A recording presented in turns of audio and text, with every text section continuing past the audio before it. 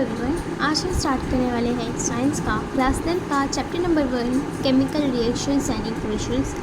इसका lecture number 1 है ये, जिसके अंदर हम बेसिक्स चीज़ें पढ़ने वाले हैं और इसका इंट्रोडक्शन देने वाले हैं। शुरुआत करते हैं चेंजेस से।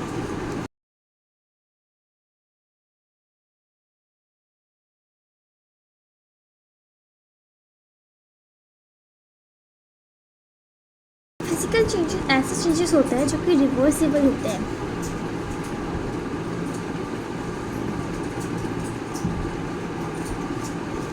और केमिकल चेंजेस नॉन रिवर्सिबल होते हैं।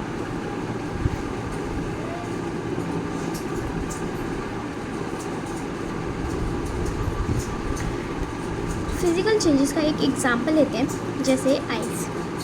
बर्फ़ को अगर हम रूम टेम्परेचर पर रखते हैं तो मेल्ट कर जाता है, और वो मेल्ट कर जाता है तो वो अपनी लिक्विड स्टेट में आ जाता है। पहले बर्फ़ की फॉर्म में वो सॉलिड फॉर्म में था, बट अब वो लिक्विड स्टेट में आ चुका है, पर है तो वो H2 ही, वाटर ही है। तो इसकी फिज़िकल चेंजेस यानी कि उसके अंदर कुछ केमिकली तो कुछ बदलाव नहीं आया, बस उसकी फ़िज़िकल चेंजेस बदली है। अगर हम चाहें तो इस पानी को फिर से अगर हम बर्फ़ में जमाना चाहें तो जमा सकते हैं, और अगर हम इसे वेपर स्टेट में डालना चाहें तब भी हम डाल सकते हैं, क्योंकि इसका केमिकल कंपोजिशन यानी H2O सेम ही रहता है। बट अगर केमिकल चेंजेस की बात करें तो केमिकल चेंजेस में अंदर आता है, जैसे मान लीजिए हमने लकड़ी जलाई, लकड़ी को अगर हम जलाते हैं तो वो एशेस बन जाते हैं। अगर हम एशेस को चाहें कि वो फिर से लकड़ी बन जाए तो वो नहीं हो सकता, जो कि नॉन रिवर्सिबल है। इसे हम बोलते हैं केमिकल चेंजेस। अब बात करते हैं केमिकल रिएक्शन की।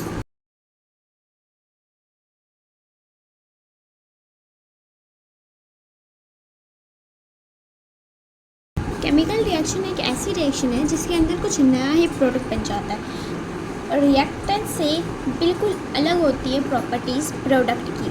अब मैंने यहाँ पे दो वर्ड्स यूज़ किए हैं, रिएक्टेंट और प्रोडक्ट।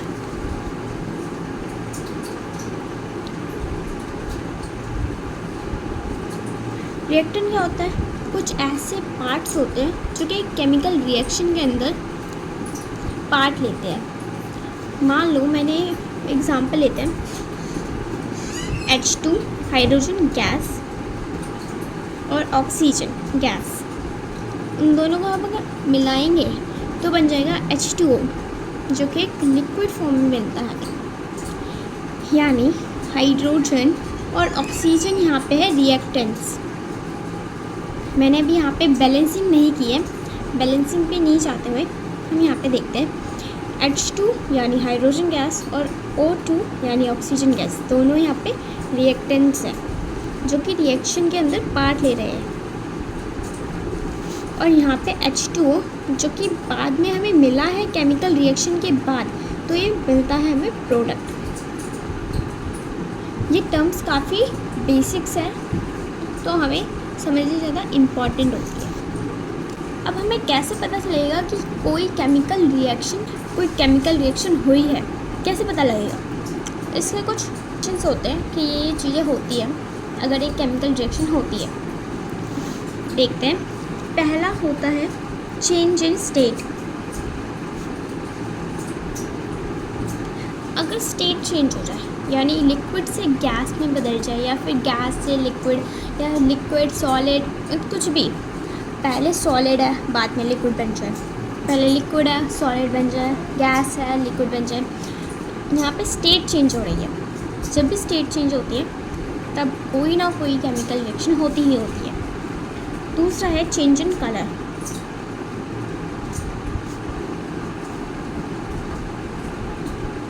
जैसे मैंने अभी ऊपर आपको एग्जांपल दिया था वाटर का फॉर्मेशन का, यहाँ पे ये गैस है और यहाँ पे ये गैस है और बन जाता है लिक्विड, तो ये क्या है? चेंज इन स्टेट का एग्जांपल है, तो ये एग्जांपल होता है। तो वैसे ही चेंज इन कलर यानी कलर के अंदर चेंज आना, तो कलर के अंदर चेंज आने का कोई एग्जांपल है? हाँ, है ना, सल्फेट और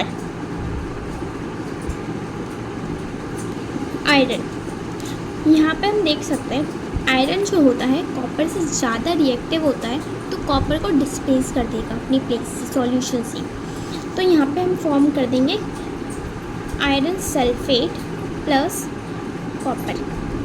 कॉपर सल्फेट का कलर होता है ब्लू, जैसे इस पेन का कलर ब्लू है वैसे ही कॉपर सल्फेट का कलर भी ब्लू होता है।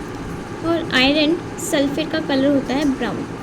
हमने यहाँ पे देखा पहले कुछ कलर था, अब कुछ कलर हो गया, यहाँ पे चेंज इन कलर हुआ है, तो इसलिए हम कह सकते हैं जब भी चेंज कलर होता है तो कोई ना कोई केमिकल रिएक्शन होती ही होती है। अब अगला एग्जांपल देखते हैं, चेंज इन टेम्परेचर।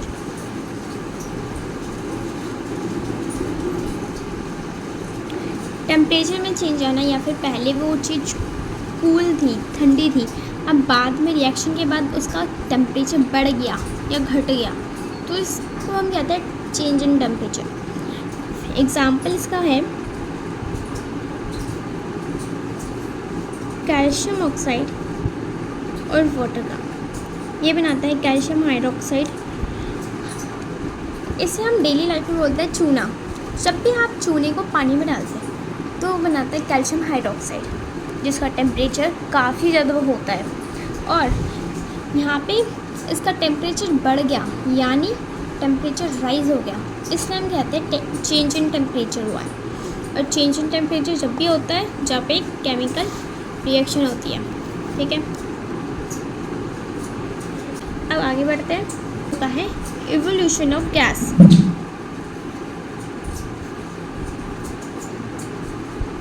किसी भी रिएक्शन के अंदर गैस का इन्वॉल्व होना, मतलब कि गैस का बाहर निकलना। फॉर एग्जांपल कैल्शियम कार्बोनेट को जब भी हम हीट करते हैं तो बनाता है कैल्शियम ऑक्साइड और कार्बन डाइऑक्साइड गैस। क्योंकि यहाँ पे कार्बन डाइऑक्साइड गैस रिलीज़ हो रही है यानी गैस का इवोल्यूशन हो रहा है, इसलिए हम बोल देते हैं कैंप में केमिकल रिएक्शन हुई है। आपको ये रिएक्शन समझ नहीं आ रही होगी तो इट्स ओके। ये सारी रिएक्शंस हम आगे चैप्टर में पढ़ने वाले हैं काफ़ी अच्छे तरीके से। मैंने उन रिएक्शंस का एग्जाम्पल यहाँ पे। अगला है फॉर्मेशन ऑफ प्रेसिपिटेट।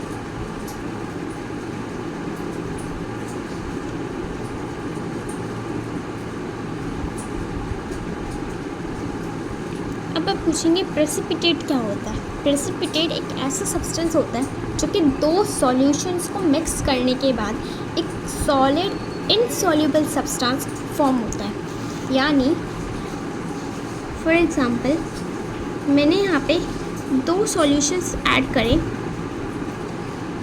और जब वो मिक्स करते हैं आपस में तो एक सॉलिड इनसॉल्युबल सब्सटेंस फॉर्म होता है जो कि बॉटम ऑफ द ट्यूब में नीचे जाके सेटल हो जाते हैं।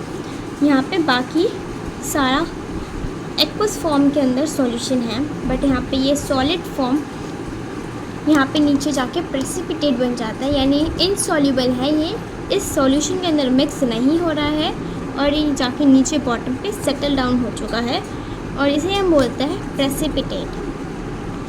जब भी किसी केमिकल रिएक्शन के अंदर प्रेसिपिटेट फॉर्म हो रहा है यानी इनसॉल्युबल सब्सटेंस फॉर्म हो रहा है तो इसे हम बोल देते हैं केमिकल रिएक्शन हुई है। इसका एग्जाम्पल है जब भी हम सोडियम सल्फेट और बेरियम क्लोराइड को मिक्स करते हैं तो हमें मिल जाता है सोडियम क्लोराइड जो कि एक सॉल्ट है प्लस बेरियम सल्फेट जो कि एक वाइट कलर का प्रेसिपिटेट है। प्रेसिपिटेट को हम शॉर्ट फॉर्म में लिखते हैं PPT।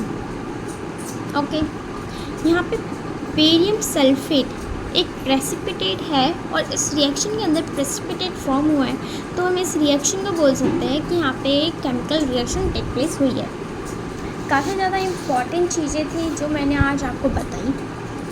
आगे हम कंटिन्यू करेंगे अपने लेक्चर्स के अंदर और आगे भी अच्छे तरीके से मैं बताऊंगी इन केमिकल रिएक्शंस कैसे ये केमिकल रिएक्शंस हुई और कैसे सारी चीज़ें यहाँ पे जितनी भी मैंने केमिकल रिएक्शन लिखी है वो सारी की सारी आगे डिटेल में पढ़ाई जाएंगी आपको, तो चिंता करने की कोई ज़रूरत नहीं है। आगे लेक्चर्स देखिएगा और आपको ये सारी चीज़ें आसानी से क्लियर हो जाएगी। Thank you for watching this video.